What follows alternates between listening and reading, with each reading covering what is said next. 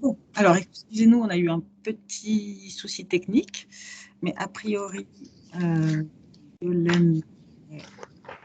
Ah bah voilà. Bon bah rebonjour, on s'est eu à l'instant au téléphone pour gérer la machine. Voilà, toujours l'angoisse. Je suis pas la reine du. Bah, c'est pas grave, l'important c'est qu'on réussisse à se voir. Ah, Alors juste, voilà, ça va. voilà, Tout va bien. tout va bien. Ouais. C'est un petit peu la connexion a l'air un petit peu aléatoire, mais bon, on croise les doigts pour que ça fonctionne. Donc bienvenue. Notre rendez-vous mensuel Femmes inspirantes, donc qui, pour recontextualiser pour tout le monde, pour ceux qui nous rejoignent pour la première fois, donc on est l'ambassade Fret SNCF Mixité et on organise depuis plusieurs mois maintenant des chats comme ça en ligne avec des femmes qui ont, à nos yeux, en tout cas, un parcours remarquable et Yolène en fait partie. Donc, Yolande, est-ce que tu veux bien te présenter pour celles et ceux qui ne te connaissent pas? Alors, je suis journaliste, plutôt radio, mais presse écrite aussi, auteur de pas mal de livres, je n'ai pas compté, mais enfin, je dois être à une bonne dizaine, maman de 3 enfants. J'ai quitté Paris il y a, dans le côté inspirant, parce qu'on m'en avait beaucoup parlé, j'ai quitté Paris il y a 25 ans, même plus, 29 ans, pour habiter à la campagne, dans une vieille maison de famille qu'avec mon mari, on a réhabilité et on passe notre temps à réparer les trous dans les toits et à planter des haies. Et je suis une militante écolo. Donc, j'avais créé un magazine, je ne sais pas si on en parlera, sur l'écologie. Et puis maintenant, je me passionne pour les animaux. Voilà. Oui, oui, on en reparlera sans doute parce que justement, au fur et à mesure des interviews, on se rend compte qu'il y a des sujets qui finissent toujours par se rejoindre. Mais pour commencer, en fait, je voulais te demander, et alors d'ailleurs, j'en profite pour dire à tout le monde que vous pouvez, enfin, je vous encourage à poser des questions dans le fil de conversation parce que parce qu'on les prendra avec plaisir. Nous, on a déjà des questions préparées, mais s'il y a des choses qui vous viennent, n'hésitez pas. Donc, ce que je voulais te demander, c'est, voilà, nous, on t'a invité parce qu'on trouvait que tu avais un parcours inspirant, mais toi, si on te dit, Yolène, tu es une femme inspirante, qu'est-ce que ça t'inspire? Est-ce que tu es d'accord avec ça ou pas? Comment tu prends ce type de questions? Bon, c'est toujours un peu délicat parce qu'on se dit toujours, ah bon, est-ce que je suis inspirante? J'en ai pas trop l'impression, mais parce qu'on est dans son truc, etc. Donc, je ne sais pas très bien si je suis inspirante. Ce que je sais, c'est que je suis allée au bout de mes idées. Donc ça, j'espère que c'est une inspiration pour beaucoup de gens, parce que je trouve qu'on est dans une époque un peu compliquée à ce niveau-là, où il y a à la fois beaucoup de combats, de progrès, etc. Et en même temps, je trouve qu'on a tendance à pas aller au bout de ses idées. Et donc voilà, c'est sans doute la seule chose où j'espère inspirer et je pourrais inspirer, c'est que voilà, moi quand j'ai une idée, j'y vais à fond et ma vie est calquée là-dessus, quoi. Et je pense que c'est vraiment important que les gens le fassent. Voilà, on parle beaucoup, on cause, nous les humains, mais parfois on ne fait pas grand-chose derrière. Et voilà, ça c'est important d'inspirer les gens, parce que si tout le monde commence à agir, le monde va vraiment bouger et il sera beaucoup mieux. Donc ça vaut le coup de se battre pour ça. Et justement, est-ce que pour toi, ton métier de journaliste, c'était une façon d'aller au bout de tes idées? Alors oui, parce que moi, c'est la seule chose que je tâche faire, c'est en fait informer. C'est ce qui me passionne. Je trouve que c'est un métier magnifique, même si je pense qu'on en parlera. Il va pas très bien, ce pauvre métier de journaliste. C'est pas, il n'est pas dans une époque très dorée. Mais je crois que chacun peut justement inspirer les autres, se battre et changer les choses en fonction de ce qu'il sait faire. Et on a tous des qualités pour ça, chacun. Personne n'a pas de qualité pour ça. Donc moi, la seule chose, oui, que je sache faire, c'est informer, c'est rencontrer des personnes, c'est les mettre en valeur, c'est essayer de synthétiser et de rendre séduisant leurs propos pour le porter, pour le donner aux gens. Et ça, c'est un magnifique métier. Et ça, évidemment, ça nous aide beaucoup pour inspirer les autres, évidemment, parce qu'on a la chance notamment de rencontrer des gens extraordinaires. Moi, j'ai quand même eu la chance de rencontrer des gens géniaux. Et, mais justement, alors s'il y a parmi les personnes qui sont avec nous, des gens qui ont des enfants en âge de commencer à réfléchir sur un futur métier, qu'est-ce que tu aurais à dire à propos du journalisme et notamment à propos du journalisme en tant que femme? Est-ce que c'est plus compliqué ou pas? Est-ce que tu encourages les femmes à aller dans cette voie? Voilà, quelle est ta position là-dessus? Alors, c'est un métier qui est très ouvert aux femmes, donc de ce côté-là, il n'y a pas de souci. Il y a toujours l'éternel problème, c'est quand on monte en hiérarchie. C'est-à-dire qu'il y a beaucoup de femmes, puis dès qu'on va à l'étage des directeurs, c'est marrant, là c'est un peu où sont les femmes, il y en a quand même beaucoup moins. Donc ça reste, il y a encore beaucoup d'efforts à faire, mais c'est quand même un métier qui par rapport à d'autres en a fait beaucoup, donc ça on ne peut pas lui reprocher. Donc en tant que femme, bien sûr, il n'y a absolument aucun souci. Non, le problème du journalisme, c'est qu'il est en grande crise en fait, parce qu'il a... il a énormément de soucis tous les sens, en fait, et qui est un peu attaqué de partout. D'abord, manque de reconnaissance et manque de confiance du public. Toutes les études le montrent, les gens n'ont plus confiance dans ce que disent les journalistes. Moi, quand j'ai démarré dans ce métier, quand je disais j'étais journaliste, oh, tout le monde était là, oh, c'est génial, c'est formidable. Aujourd'hui, si on ne se fait pas agresser, en tout cas, il vaut mieux la jouer un peu modeste parce qu'on se fait très vite agresser. Et en plus, tout le monde confond un peu les journalismes. C'est-à-dire que pour les gens, le journalisme, c'est des gens à la télé qui sont souvent des stars, etc. Or, les journalistes, la plupart des gens sont payés le SMIC, bossent beaucoup, ont des vies difficiles. Enfin, c'est pas du tout l'image qu'on a. Alors, il y a ça, il y a qu'on est extrêmement concurrencé par le web, alors qui est une bonne chose, mais c'est un bouleversement terrible parce que l'écriture n'est pas la même, la façon de faire les infos n'est pas la même, donc c'est un bouleversement très compliqué et tous les journalistes et les directeurs de rédaction ne savent pas toujours si aller très vite dans cette évolution. Il y a aussi que tout le monde se met à faire du journalisme, bon, ça s'est énormément démocratisé, alors c'est génial, hein, les web reporters, les blogs, on voit des gens formidables qui font un travail remarquable, mais du coup c'est une nouvelle concurrence, donc c'est pas évident non plus à faire. Et puis il y a surtout quand même le problème économique, c'est-à-dire qu'il n'y a plus d'argent, la pub ne permet plus de faire vivre les journaux, du coup les journaux n'ont plus les moyens, du coup les journaux engagent moins, du coup les journalistes sont complètement débordés tout le temps, du coup les journalistes ont moins les moyens de bien faire leur boulot. Juste un exemple, un secrétaire de rédaction, ce qui était une évidence avant, il y a des grands journaux que je ne citerai pas qui n'ont plus de secrétaire de rédaction qui est celui qui corrige les journalistes avec des fautes de syntaxe et de quoi on trouve parfois des fautes d'orthographe ou des phrases très mal formulées dans des grands journaux et on se dit mais c'est pas possible quoi. Ben, si, et oui, alors je ne citerai pas, mais des grands journaux que tout le monde lit. Et du coup, c'est terrible parce qu'on se dit, mais qu'est-ce qu'ils foutent? C'est que quand on voit la vie d'une rédaction, les gens n'ont plus le temps. Donc oui, c'est un métier qui est à la fois toujours aussi formidable, mais qui est en grand bouleversement. Alors à côté de ça, je pense qu'il y a de nouveaux médias.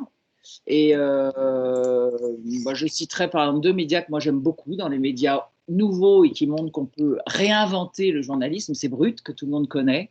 Je trouve qu'il fait un travail absolument remarquable, vraiment. C'est bien documenté, c'est des beaux sujets, etc. Et il y a Positiver, que j'aime beaucoup, qui est uniquement sur le web, avec plein d'infos qu'il trouve je ne sais pas où.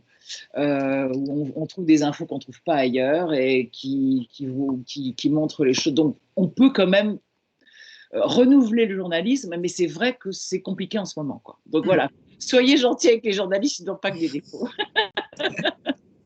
Et tu parlais tout à l'heure du fait que c'était un métier qui était loin d'être fermé aux femmes, mais que encore une fois, au poste de responsabilité, eh ben, la population féminine se faisait beaucoup plus rare.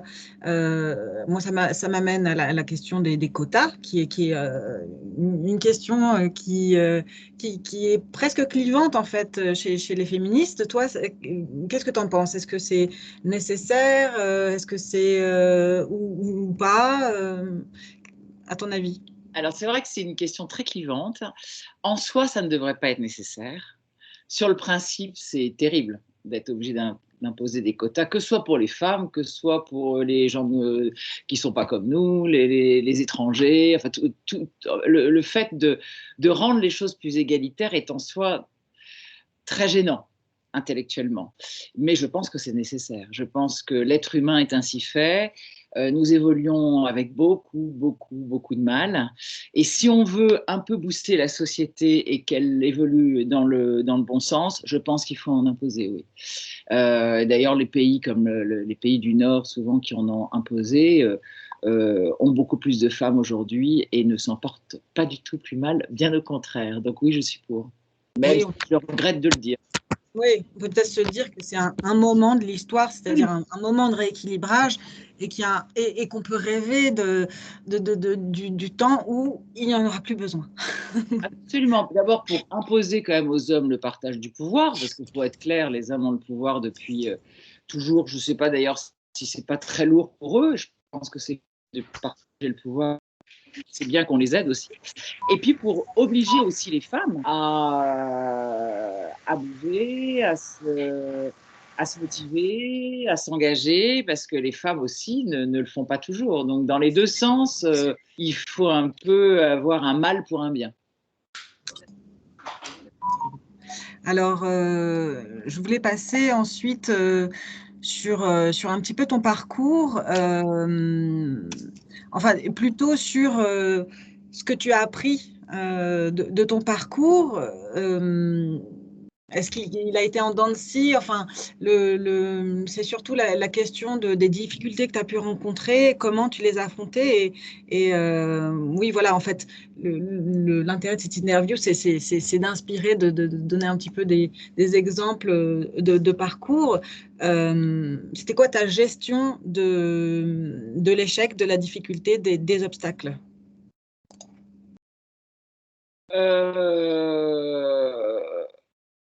De ce métier, c'est un peu un métier entre guillemets d'élite. Tous les métiers comme ça, un peu qui font rêver, qui sont un peu difficiles. Quand on aborde un métier comme ça, déjà, il ne faut pas se dire que ça va être facile et que ça va être un long fleuve tranquille avec une carrière linéaire. Ça, il y en a quelques-uns qui y arrivent, mais franchement, c'est rare. Donc, ce sont des métiers compliqués où il faut être très volontaire, très dynamique et savoir que rien n'est jamais acquis. Voilà, ça c'est vraiment ce que j'ai appris dans ce métier. Rien n'est jamais acquis. On peut avoir des super collaborations, tout se passe bien, etc. Puis un jour, il y a un truc, et puis boum, on retombe, et il faut tout recommencer. Voilà, donc c'est des métiers difficiles parce qu'il faut être teigneux, je dirais. Ensuite, c'est des métiers où il faut bosser énormément. Il faut vraiment avoir la passion accrochée au ventre. Si bosser n'est pas un plaisir, c'est pas la peine. Voilà, moi j'ai bossé énormément dans ma vie. Quand j'avais des enfants petits, je bossais le week-end, le soir. Je suis partie bosser avec ma fille qui avait 6 jours. Hein. J'avais pas pris de congé maternité. Bon, donc j'ai beaucoup bossé, mais j'aimais ça. Alors parfois, je pense on est une génération qui a fait beaucoup de sacrifices et je pense que c'est pas bien. Et je pense que la génération suivante, celle de mes enfants, qui ont une trentaine d'années, j'en ai un de 24 et un de 35, donc on va dire 30 ans en moyenne, sont beaucoup plus intelligents que nous pour gérer ça. Ils savent très bien, moi j'ai des enfants qui bossent énormément, je crois que les chats font pas des chiens, mais ils savent très bien respecter leur vie sentimentale, leur vie amicale, se marrer, il y a des horaires, il y a un moment où ils partent, et je trouve que c'est très bien. Nous, on a fait l'erreur énorme de de sacrifier, vous savez, le mythe de la Wonder Woman, quoi, beaucoup sacrifier de choses au nom de il faut que j'arrive à tout faire, etc. Et en fait, c'est pas un conseil que je donnerais. En tout cas, moi, à mes enfants, je leur dis toujours, surtout ne faites pas comme moi, parce que d'abord, on sacrifie beaucoup de choses. Si on a eu autant de divorces, de malheurs, etc., dans des métiers comme les journalistes, c'est extrêmement répandu. C'est pas pour rien. Et c'est un peu logique. Ensuite, on sacrifie sa santé. Moi, j'ai fait beaucoup de sacrifices pour ma santé et je pense qu'un jour on le paye, c'est pas très malin. Donc voilà, donc je pense que une vie, mais je pense que dans tous les métiers, c'est la même chose, une vie épanouie, c'est avoir le bon équilibre. Et ça, c'est très difficile d'avoir le bon équilibre. À la fois entre une passion, le fait de se lever le matin et de se dire waouh, je vais bosser, c'est trop bien, quel bonheur, et ça c'est formidable, d'y aller, de bosser, de ne pas essayer de glander non plus, parce que dans ce cas-là, on n'y arriverait pas très, très loin, mais en même temps de respecter, oui, un équilibre, de faire du sport, de respecter son corps, de continuer d'aimer les autres, de s'occuper d'eux, etc., etc.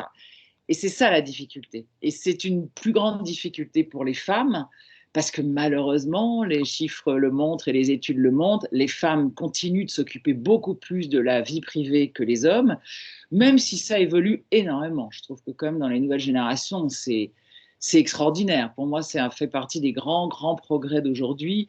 On voit les jeunes papas, mais ça n'a rien à voir avec ma génération. C'est incroyable quand même, comme ils s'occupent bien de leurs enfants, comme ils ont vraiment envie. On sent qu'ils ont envie de bien faire. Ils font ce qu'ils peuvent. C'est parfois pas toujours facile, mais on sent qu'il y a vraiment une envie. Mais ils ont raison. Ça, c'est vraiment la difficulté, je trouve, d'un métier. Et en plus, moi, j'ai beaucoup travaillé chez moi, comme souvent les pigistes, parce que j'aime bien la liberté. Donc, quand on est pigiste, on est libre. On fait ce qu'on veut. Mais je l'ai payé très cher, ma liberté, très très cher. C'est-à-dire que je faisais ce que je voulais, je travaillais quand je voulais, où je voulais, avec les gens que je voulais, etc. Mais j'étais mal payée. Un pigiste, en général, c'est très mal payé, donc il faut bosser 2 fois plus que les autres. J'étais toujours à me demander si dans 2 mois, j'aurais encore un boulot. Alors aujourd'hui, les pigistes sont quand même mieux défendus. J'ai été dans une époque où on n'était pas du tout défendus. Mais c'est vrai que la liberté, qui m'est très chère, elle se paye vraiment. Alors après, c'est un choix, parce que je pense que d'être salarié, c'est pas non plus, c'est un statut très privilégié d'être salarié, contrairement à ce que beaucoup de salariés pensent. Et moi, j'ai été tout. L'herbe est toujours plus verte ailleurs. Hein.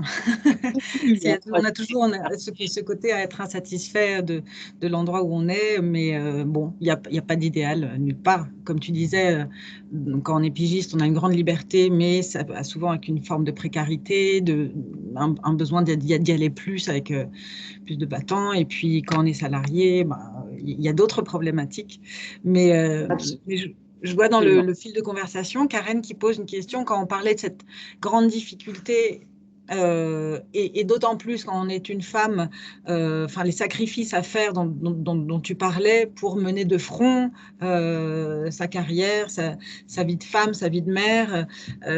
Karen posait c'est une question intéressante qui est: est-ce que c'était pas un sacrifice nécessaire pour créer, construire le chemin, en fait, ouvrir le chemin pour les femmes d'aujourd'hui, en fait, pour les nouvelles générations qui, du coup, parce que nous, on a fait ça, parce que on a, comme toi, peut-être sacrifié un peu de sa santé, sacrifié de son temps pour montrer que on était là, présent dans la vie professionnelle et que on avait une place légitime, que c'était une sorte de sacrifice nécessaire, quoi. Qu'est-ce que tu en penses? Oui, elle a raison. Je pense que de toute façon, pour faire évoluer le monde et donc les choses, les idées, il faut faire des sacrifices. Rien n'est facile. De toute façon, la vie n'est pas facile. Moi, je pars du principe que la vie est un combat. J'ai été éduquée comme ça. Et donc, toute victoire est formidable. Et toute galère est, je dirais, un peu normale. C'est comme ça. Je connais pas de gens pour qui tout a été rose. Je sais pas, il y en a peut-être, mais j'en connais pas en tout cas. Donc c'est normal et c'est comme ça. Et puis il faut foncer dans le tas, il faut se battre et c'est comme ça que la vie est belle. Hein. Donc elle a raison, Karine, absolument. Je dis juste que une fois de plus, il faut un juste équilibre parce que c'est bien aussi que les femmes pensent à elles. Souvent, elles s'oublient on voit beaucoup de femmes qui se sont oubliées pour l'amour d'un homme, pour l'amour d'un métier, pour leurs enfants, beaucoup pour leurs enfants.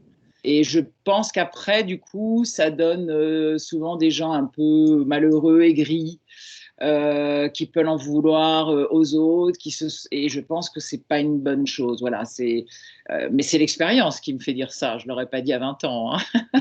Mais maintenant, je me dis voilà, les filles, mon conseil, c'est de ne pas s'oublier. Voilà, de foncer dans le tas, mais de ne pas s'oublier. Et à l'inverse, est-ce que tu penses que derrière une femme inspirante, il y a forcément un homme soutenant, derrière une carrière de femme réussie, il faut quelqu'un comme ça dans sa cellule intime pour permettre l'équilibre, ou est-ce que c'est ton cas en tout cas?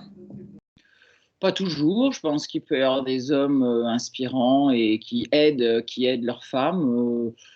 Il y en a qui ne les aident pas du tout. Donc ça, je pense qu'il y a des tas de femmes qui se débrouillent toutes seules et que c'est pas un problème. Non,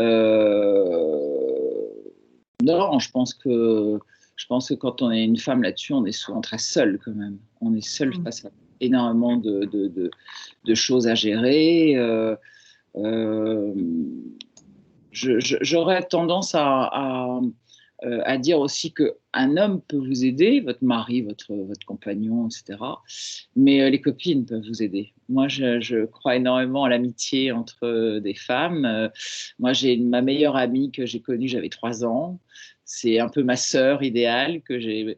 Et voilà, ça, c'est des gens qui sont comme vous, qui vous connaissent, qui vous aiment pour ce que vous êtes, qui vous pardonnent tout et à qui vous pardonnez tout. Et je trouve que l'amitié, l'amour est très important, bien sûr, mais l'amitié est capitale.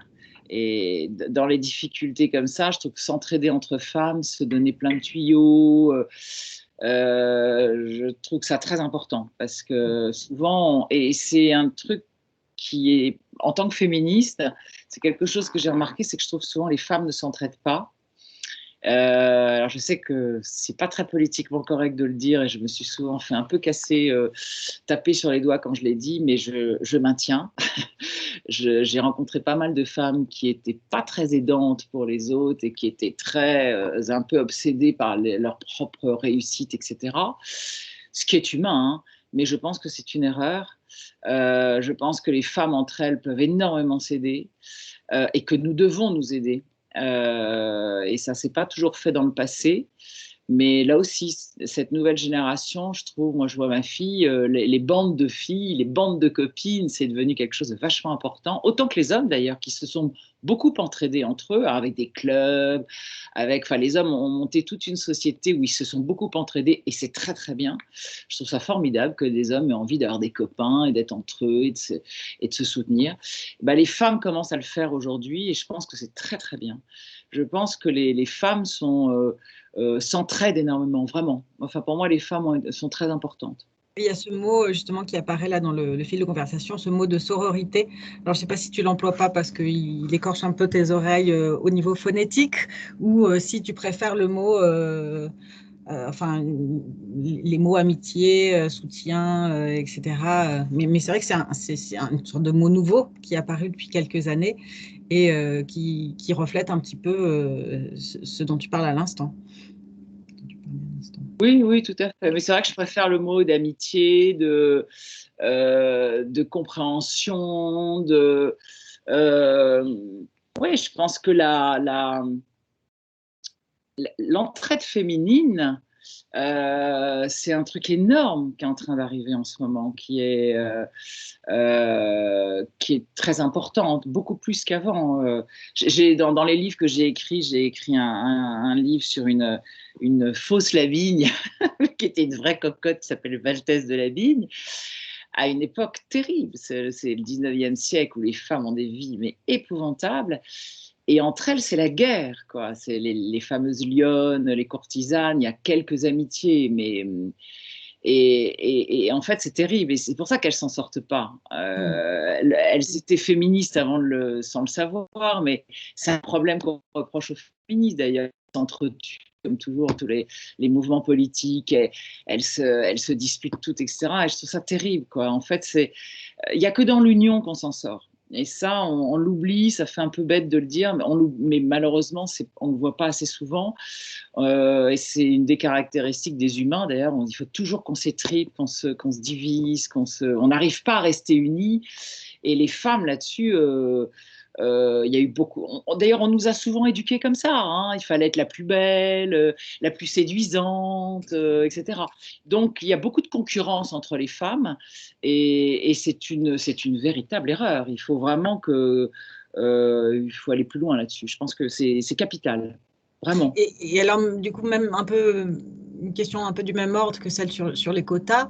Il y a eu pas mal de débats ces derniers temps sur la non-mixité de certaines réunions entre femmes.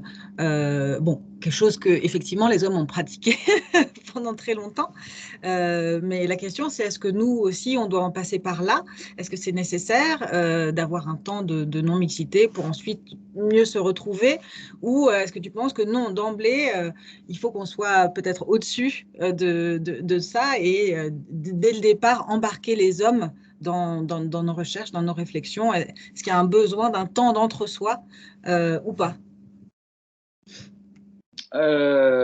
C'est une question compliquée, oui. C'est comme les quotas, mais pour le coup, oui, ça me gêne un peu le côté entre-soi, parce que on peut le faire comme ça, à petite dose, je dirais, se rencontrer entre quelques femmes pour discuter, mais que ça devienne officiel, oui, ça me gêne un peu, parce que j'ai toujours peur que une injustice fasse place à une autre.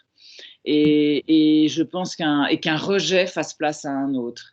Et en fait, rejeter les hommes n'est, à mon avis, absolument pas la bonne façon de s'en sortir. Moi, je suis féministe au sens humaniste du terme. C'est-à-dire que pour moi, être féministe, c'est défendre évidemment les femmes en tant que femmes, mais du coup, forcément, c'est défendre les hommes en tant qu'hommes, défendre les homos en tant qu'homos, etc. Dans mon esprit, chacun doit vivre comme il en a envie et doit respecter les autres. Et les hommes, bien sûr qu'ils ont eu le pouvoir, bien sûr qu'il y a je leur reproche plein de choses, mais ils ont été énormément victimes aussi de ce système. Un homme, dans la truc traditionnel, ça doit pas pleurer, ça doit être fort, ça part à la guerre, ça doit reprendre le boulot de son père, et puis c'est comme si, et puis tu es un homme. C'est terrible. Et moi, j'ai connu des tas d'hommes qui ont été fracassés par ce système, comme les femmes ont été fracassées par ce système. Donc je pense qu'être une féministe en se disant non, non, juste entre nous, les hommes restent à votre place, pour moi, c'est une erreur de base. Au contraire, venez, discutons, regardez comme nous ne sommes pas idiotes et comme nous pouvons vous aider à gérer ce monde très difficile dans lequel on est, etc. Donc non, ça me gêne beaucoup, ça, ce genre d'entre-soi, je ne suis pas trop pour, non. Et au contraire, quand les hommes ont envie, d'ailleurs, il n'y aurait pas de féminisme sans les hommes, hein. Le livre que j'ai écrit qui s'appelle Sois belle et bats-toi, j'ai remis le nombre d'actions d'hommes, le nombre d'hommes qui ont défendu les femmes, le nombre d'hommes qui ont facilité les choses pour les femmes est infini. Donc, on ne peut pas être une femme épanouie sans les hommes et vice-versa, on ne peut pas être un homme épanoui sans les femmes. On est la moitié de l'humanité, donc on fait avec ou pas, hein. Et alors, on parle beaucoup ces derniers temps de lutte contre le patriarcat, c'est-à-dire vraiment ce système qui établit une forme de hiérarchie des pouvoirs et dont les femmes ont été évincées pendant longtemps. Je crois qu'on est d'accord sur le fait que le but, c'est qu'on soit tous plus heureux, qu'on soit homme ou femme, ou entre les deux. Est-ce que tu penses que on est en train on a la bonne méthode actuellement pour justement venir à bout du patriarcat? Oui, je trouve on est en tout cas, bon, c'est loin d'être fini, hein, mais on est sur la bonne voie, on va dire. Ça passe par quoi? Est-ce que, tu sais, enfin, il y a tout un tas de choses. Il y a des femmes qui s'engagent, il y a les colleuses d'affiches, enfin, il y a diverses formes d'action. Qu'est-ce qui, pour toi, est le plus efficace dans ce combat-là? Bah, en tout cas, alors si j'ai bien compris la question, parce que là j'ai eu il y a eu une petite absence, si j'ai bien compris la question, ce qui me paraît très important, c'est la législation. Qu'on le veuille ou non, il faut quand même que les gouvernants se remuent un peu, parce que voilà, moi je suis très en colère contre les gouvernants qu'on a, que je trouve très à la ramasse dans l'ensemble sur tous les sujets d'aujourd'hui. Bon, ils font ça d'efforts alors qu'il y a ça à faire, donc c'est quand ils veulent, quoi, pour se bouger un peu. C'est quand même leur boulot, ils sont payés pour ça. Et puis l'éducation. L'éducation est capitale. C'est dans les cours de récré des petites écoles que ça s'apprend. Hein. Le respect de l'autre, ça s'apprend dès la cour de récré. Donc, quand on voit des enfants qui se font maltraiter, quand on voit ce qui se passe aujourd'hui, et qu'à l'école, on nous dit qu'on ne peut pas se faire cours de récréation parce que les gens, ou je sais pas quoi, enfin, de temps en temps, vous voyez des choses, mais c'est aberrant. Ça me met dans une colère. Je trouve que c'est pas normal, quoi. Et donc après, c'est génial que les femmes s'engagent, collent des affiches, fassent ce qu'elles peuvent. Mais c'est un peu tard. Prenons l'éternel, un des sujets les pires, c'est la violence contre les femmes. Il y a encore 6000 petites filles excisées tous les jours dans le monde. C'est quand même un truc qui est incroyable. Je veux dire, incroyable. Je n'en reviens toujours pas. L'excision, pour moi, c'est un truc, c'est le summum de l'horreur quand même. Bon, bah ça passe par l'éducation. C'est éduquer les gens. Qu'est-ce que c'est que le corps de la femme? On est vachement en retard là-dessus, par exemple. On voit bien que la science, la médecine est très en retard encore sur les femmes. On commence à rattraper le retard, heureusement. Mais enfin, là aussi, il y a quand même beaucoup d'eau.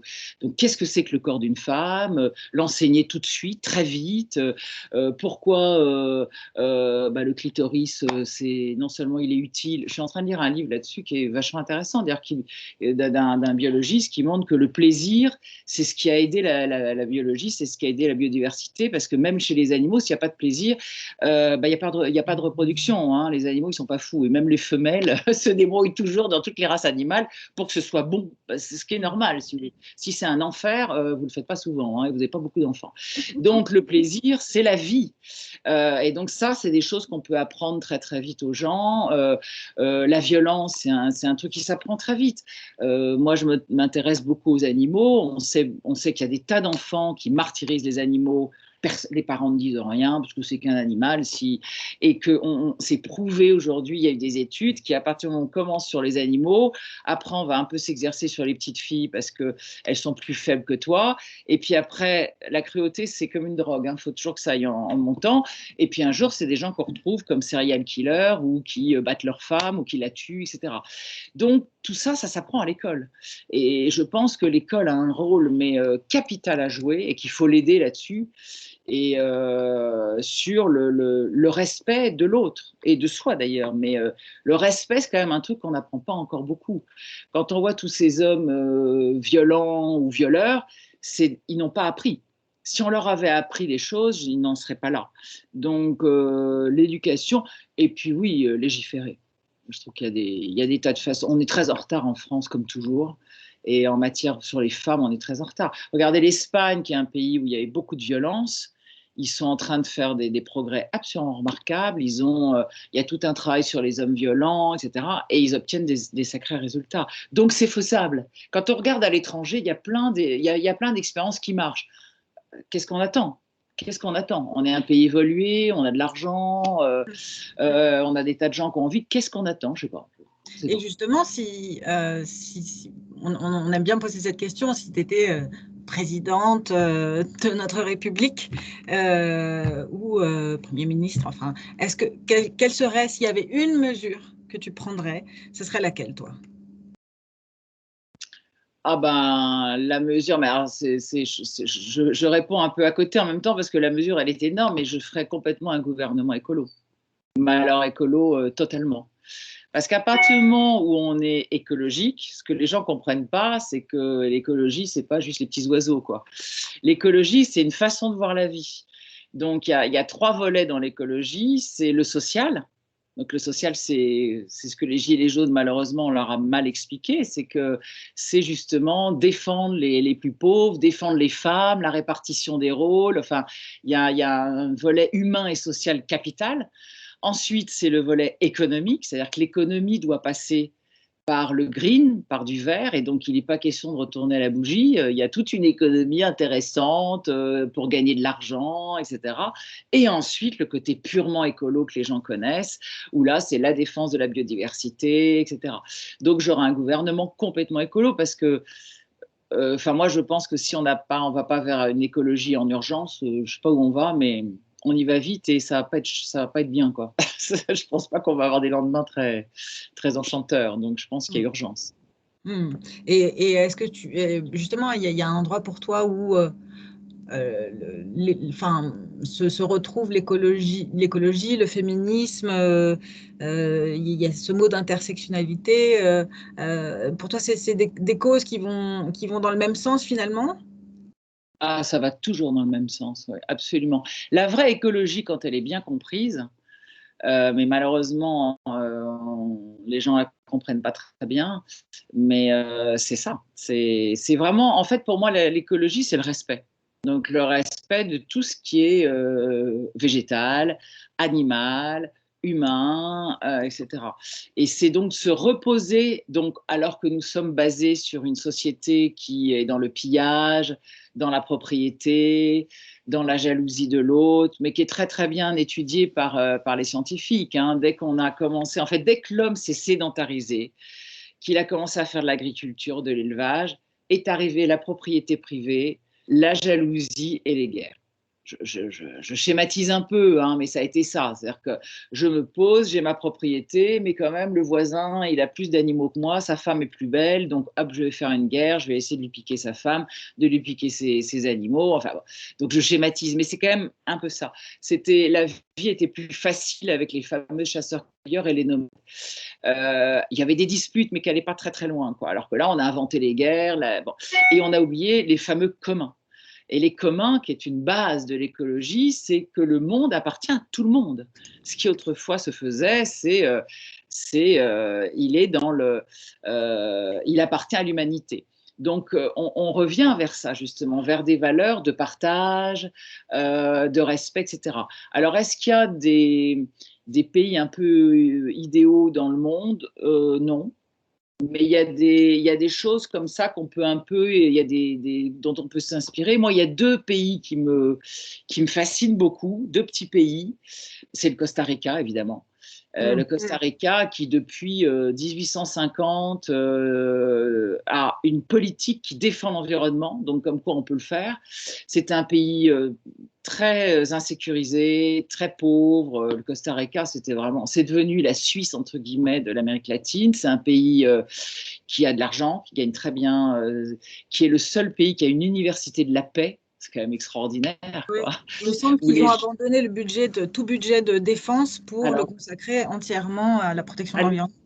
Alors, ils ont fait, surtout à l'éducation. Ils n'ont plus d'armée, ils ont abandonné ça et ils l'ont mis dans l'éducation parce qu'ils ont compris ce que je disais tout à l'heure, c'est que c'est dans la petite enfance que ça commence.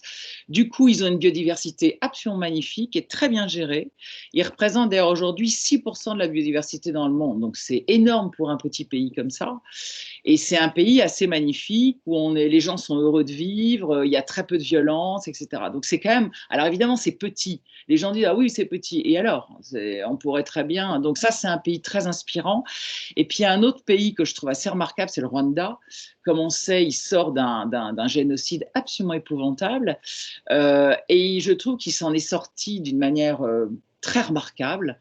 Alors, une fois de plus, ce n'est pas les bisounours. Hein. Je pense qu'il y a des tas de difficultés, que tout n'est pas parfait. Mais c'est quand même des gens qui ont réussi à parler, à évoquer le malheur qui leur est arrivé. Et du coup, c'est une société qui devient apaisée, ce qui n'est pas notre cas. Hein.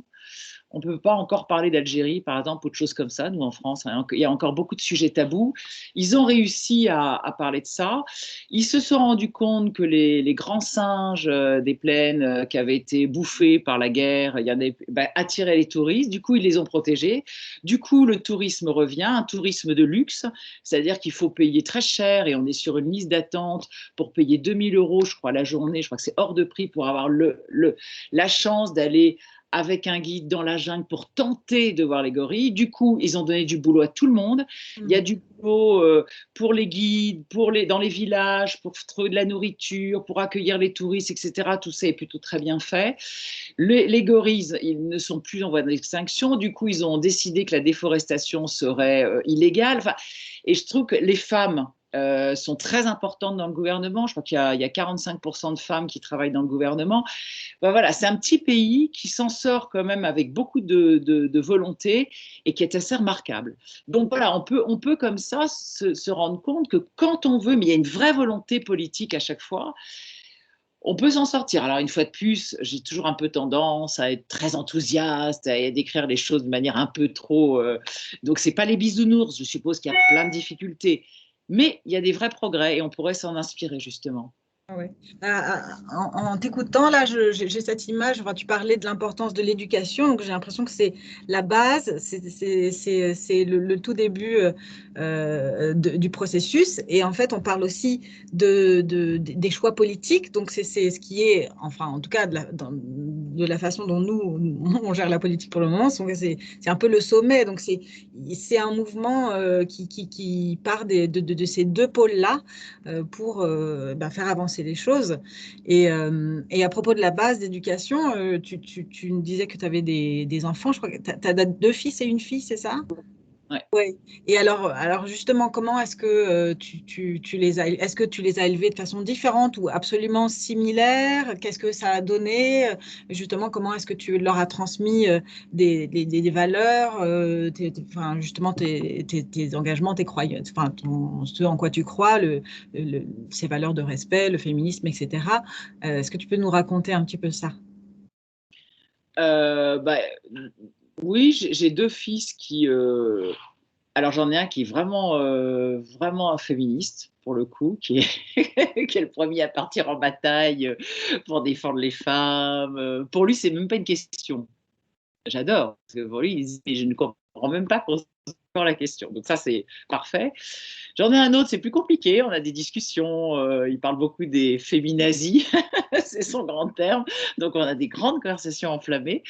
Et puis j'ai une fille qui est totalement féministe et très engagée. Donc ça, c'est ma grande fierté parce qu'elle est beaucoup plus engagée que moi encore. Elle est engagée sur les migrantes et les femmes qui ont subi des violences sexuelles. Donc elle part sur du dur. Elle est sur des sujets hyper. Et elle est psy. Elle vient de sortir ça y est, elle est enfin diplômée et elle est psy spécialisée dans ce sujet-là. Donc c'est chaud et ça la rend heureuse parce elle fait des rencontres formidables, etc. Donc oui, j'ai plutôt la chance, même si on a souvent des grandes conversations, on n'est pas toujours d'accord, mais c'est bien ça aussi. Mais est-ce que justement, la posture de tes enfants, tu penses elle est due à des discussions que vous avez eues depuis leur plus jeune âge ou plutôt ça s'est calé par rapport à toi, la façon dont tu menais ta vie, à ton attitude face aux choses? Comment est-ce que ça s'est construit à ton avis? Bah, je crois qu'il y a les deux, hein. Il y a évidemment de la discussion, mais il y a beaucoup l'attitude. Quand on a une maman qui, je sais pas, qui demande à tout le monde de participer de la même façon, par exemple. Rien que ça. Il y a encore des femmes qui, très inconsciemment, ont tendance à demander plus à leur fille de débarrasser qu'à leur fils. Donc, forcément, c'est des trucs qui. Donc, la façon dont vous êtes, et puis, oui, en effet, vos réactions, en fait. Moi, je suis féministe, fière de l'être, et donc, ils le savent. Et ils ont vu qu'on peut être féministe en étant féminine. Et ça, ça a été le combat. Et c'est pour ça que j'ai écrit ce livre, Sois belle et bats-toi, parce que j'en avais marre d'entendre dire que les féministes, elles ont du poil aux pattes, qu'elles n'aiment pas les hommes et qu'elles sont toutes homosexuelles. Je me suis dit, mais ça sort d'où là? Non, pas du tout. Moi, j'adore les hommes. Vraiment, j'ai aucun souci. Pour ça que je disais, j'aime bien me mettre du rouge à lèvres, donc j'aime bien être féminine. Et je suis totalement féministe et contente de l'être. Donc voilà, donc je pense que quand vous avez une maman pour qui c'est une évidence, bon, oui, je pense que les enfants sont très imprégnés dès l'enfance. Quand leur papa, ça lui pose pas de problème d'avoir une femme comme ça, bah, voilà, en fait, on se pose même pas la question. Et c'est ça qu'il faut, c'est ne même pas se poser la question. C'est que ça, c'est l'idéal. Voilà. En fait, des conversations comme on en a maintenant, on devrait même plus en avoir. Dans l'idéal, ça serait ça. Et à propos de tes livres, enfin, tu citais Sois belle et bats-toi, c'est ça? Oui. Et j'ai noté aussi Une Française dans l'espace. Donc ça, c'est Claudie Nuret. C'est Claudie Nuret. Voilà, qui était la première femme cosmonaute. Donc, c'était vachement intéressant. Très inspirante aussi, hein. Oui. Voilà, c'était intéressant parce qu'elle elle était dans un univers quand même extrêmement masculin. Et je pense que c'est une femme qui a énormément, qui a donné encore plus que les hommes, parce que c'était une époque où pour aller dans l'espace en tant que femme, il fallait prouver qu'on en était capable. Or, elle en était très capable. Les femmes sont souvent meilleures que les hommes dans certains domaines, ce qui est une fois de plus normal. Mais les femmes sont souvent plus résistantes physiquement et nerveusement. Ça, tous les hommes sont d'accord pour le dire. Donc, quand on va dans l'espace, c'est souvent très utile. Mais ça n'empêche pas qu'il y a des hommes extraordinaires, une fois de plus, on n'est pas en concurrence. Hein. Mais donc voilà, ça m'avait beaucoup intéressé de faire un livre sur elle. Et puis j'avais été à la Cité des Étoiles avec elle, près de Moscou. Enfin, c'était passionnant. Il y a des gens qui nous ont rejoints en cours de chat et qui demandent un petit résumé de ton parcours qu'on a évoqué au début. Donc, si je dis que tu es une journaliste et une romancière, est-ce que je résume bien ou est-ce qu'il manque des choses? J'ai jamais écrit de roman et Ce sont que des essais. Ouais, j'ai pas l'intention de le faire, ça m'intéresse pas. Oui, c'est toujours des livres de journalistes en fait. Je suis profondément journaliste, donc c'est des livres d'enquête. Et j'ai écrit un livre sur les séducteurs, par exemple, L'homme désir, qui est un thème très très intéressant parce que le séducteur, depuis le serpent du paradis, parce que c'est le thème du séducteur, le serpent du paradis, c'est celui qui va prendre le pouvoir sur votre âme. En fait, c'est pas le dragueur, hein, ça c'est pas le corps vous l'intéresse pas beaucoup. C'est pas de coucher avec vous qui l'intéresse, c'est de vous faire que vous l'aimez tellement que vous êtes capable de tout donner pour lui. Puis une fois que c'est fait, ça l'intéresse plus et il va en trouver une autre. Donc voilà, tout ça, j'avais fait un peu des enquêtes journalistiques sur Claudie Nuret, puis maintenant sur les animaux. Là, mon dernier livre, c'est que j'ai sorti hier, c'est mon année zéro souffrance animale. Pareil, j'ai fait toute une enquête journalistique sur tout l'aspect. Je pense que c'est le livre le plus complet sur le domaine. Tout l'aspect de la souffrance animale, les choses connues comme la corrida, la chasse, la pêche, etc. Mais des choses beaucoup moins connues et qui sont dingues, comme les jeux sexuels, par exemple, qui sont en explosion. La zoophilie est en explosion grâce à l'Internet. Ça, c'est un truc qui est très peu connu. C'est un truc absolument dingue. Vous pouvez aller sur des petites annonces où vous avez des images incroyable. Et c'est une femme qui est lanceuse d'alerte, qui a fait une enquête, et vous avez Animal Cross qui fait un travail remarquable pour empêcher ça et pour faire fermer ces sites. Où vous avez, je fais tout un chapitre sur l'ego. On est dans une société très égocentrée et les gens, pour leur ego, feraient n'importe quoi et l'animal en est la première victime. Donc, acheter des animaux très chers, dont on s'occupe mal, avoir des zoos privés comme aux États-Unis, vous avez des zoos de tigres parce que ça fait chic d'avoir des pauvres tigres enfermés dans un zoo, ou dans tous les pays arabes, ils ont des gens riches maintenant, c'est plus marrant, plutôt que d'avoir un tableau ou un joli collier, on a des pauvres fauves enfermés, ou alors les selfies, vous savez, la grande mode des selfies. Tout le monde adore faire des selfies avec des animaux qui sont martyrisés, on tue les mamans pour prendre les bébés, enfin il y a une trafic derrière ça. Donc voilà, donc il y avait toute cette enquête, et puis après, heureusement, comme pour les femmes, ça évolue. Donc les progrès, les évolutions, ce qui bouge, et puis ce que chacun d'entre nous peut faire, parce que comme pour les femmes, chacun d'entre nous est responsable du monde dans lequel il vit. Ça, pour moi, c'est un des trucs qui m'a toujours... c'est ce que je disais tout à l'heure quand on parlait d'inspiration, est-ce que je suis inspirante ou pas? La seule chose que je me reconnais comme qualité, c'est que j'ai toujours été cohérente et j'ai toujours été au bout de mes idées. Si chacun fait ça, si chacun fait pas grand-chose, adhérer à des associations, signer des pétitions, et avoir l'attitude qui correspond à ses idées, déjà, waouh, le monde irait tellement mieux, vraiment. Et ça, c'est l'élan intérieur, et c'est enfin, finalement un élan qu'on peut suivre. Là, je vois une question qui nous remet un peu face à l'altérité. C'est Béatrice, c'est Laure, pardon, qui demande, à propos de s'entraider, comment discuter avec celles qui se mettent d'emblée en position de concurrence, de comparaison? Ah, bah, ça c'est une question compliquée parce que ça dépend à peu près à chaque fois. Bah, je pense c'est déjà d'essayer de les rassurer parce que souvent les gens qui sont toujours dans la concurrence et dans la comparaison, c'est des femmes qui n'ont pas une grande confiance en elles. Donc, essayer de les rassurer, essayer de leur faire comprendre que on s'en fout en fait. Ça n'a aucune importance. C'est pas la concurrence qui est importante, c'est pas d'être mieux que les autres, c'est d'être déjà soi-même, et c'est déjà vachement compliqué hein, quand même. On met des vies entières à apprendre à être soi-même. Donc déjà se connaître, savoir quelles sont ses qualités, quelles sont ses faiblesses, les aimer, s'accepter tel qu'on est. Enfin, je sais pas ce que les gens qui nous écoutent en pensent, mais moi je trouve que c'est une vie entière, quoi. C'est très très très compliqué. Et puis après, le dernier conseil que je dirais, c'est que si ça marche pas, bah, de plus les voir.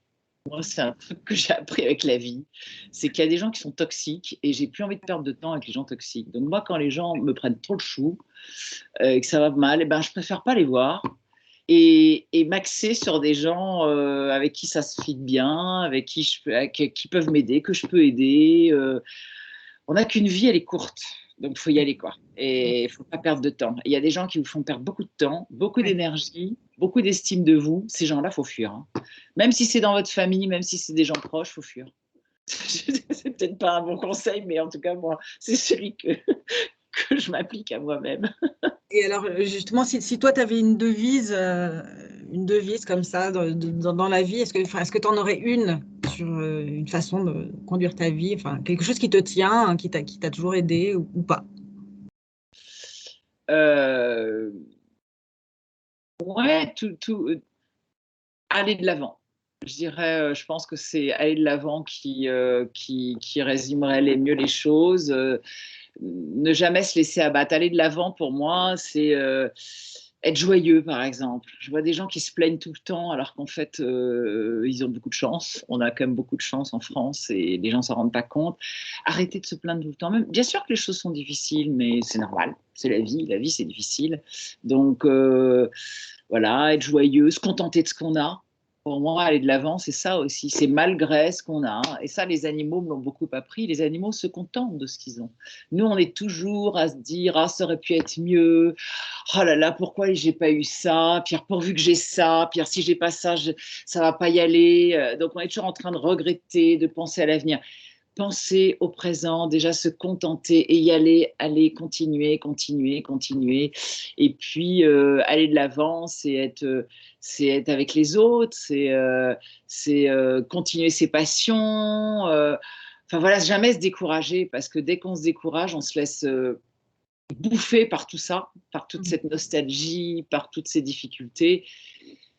Et là, c'est difficile de continuer, quoi. Alors pour finir, je vais terminer par un petit rituel qu'on a pour se constituer une petite bibliographie, filmographie. Bon, si tu avais enfin, un film à conseiller, un film qui t'a inspiré, ou un réalisateur, enfin en tout cas dans le monde du cinéma, est-ce qu'il y a quelqu'un ou une œuvre qui te vient à l'esprit comme ça et que tu pourrais nous conseiller? Alors en œuvre particulière,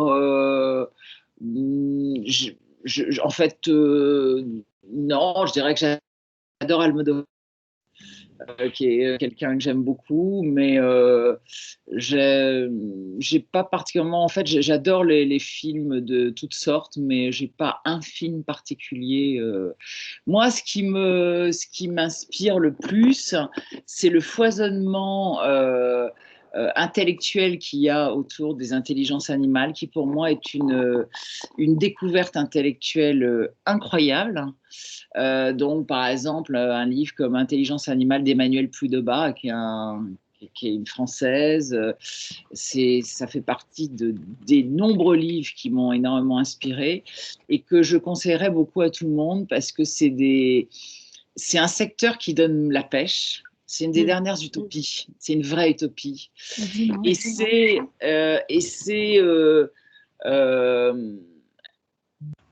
ça correspond un peu à tout ce qu'on vient de dire. C'est-à-dire qu'en fait, une immense école de tolérance. Et on se rend compte qu'en fait, je dirais presque qu'il n'y a pas de bêtises sur Terre. Il y a pas de... Tout le monde est formidable. C'est ce que Darwin disait. Dès qu'il y a du vivre, il y a de l'intelligence. Et ça, c'est très excitant. Ça donne envie de continuer. Ça donne la pêche. Et ça fait partie voilà. Ça, c'est un livre qui est très facile à lire chez Odile Jacob. Et qui, vous le fermez, vous avez vraiment mais qu'une envie, c'est de sauter de joie et de continuer et de vous battre et justement d'aller de l'avant. Donc ça, c'est des livres, c'est des livres qui m'inspirent. Si jamais il y a une petite piste morale. On les note à côté du tien, Mon année zéro souffrance animale. Et j'ai une très jolie citation. Sinon, j'adore la poésie. Voilà, pour ceux qui... Dernière petite chose, j'adore Éluard. Qui est un grand poète et qui est un poète de la joie, ce qui n'est pas toujours évident. Et donc, si les gens ont un petit coup de déprime de temps en temps, je leur conseille la poésie, ça va vite. C'est beau, c'est une musique des mots et ça fait toujours du bien au moral et à l'âme. Il y a Nawal qui nous donne un beau mot de la fin avec une citation d'André Chédid, je crois. Je ne crois ni en la fatalité, ni en une histoire écrite d'avance. Si on est ouvert à l'autre, si on aime la vie, elle finit par vous répondre et par se refléter en vous. C'est vraiment très, très beau pour finir notre échange. C'est une très belle phrase. Merci. Merci, merci à toi. Merci beaucoup, Yolène, de nous avoir accordé de ton temps et de nous avoir fait partager tes passions, tes engagements, ta vie. Et on te retrouve. J'espère que j'étais à la hauteur. Moi, je pense que oui. Merci beaucoup. Et puis, pour tout le monde, on se retrouve bientôt pour un nouvel épisode de Femmes Inspirantes. On vous tiendra au courant. Et puis, Lionel, on suivra ton actualité avec beaucoup d'attention. Merci mille fois. Merci. Au revoir. Merci. Acha, on peut compléter en disant que le mois prochain, notre invitée sera Alizée Agier, la championne du monde de karaté, et cheminote également. Voilà. On explore tous les champs. Bon, je souhaite un bon appétit à ceux qui n'ont pas encore déjeuné. Moi, je file manger, j'ai extrêmement faim. Ça m'a ouvert l'appétit, tout ça. Alors, bonne app. Au revoir.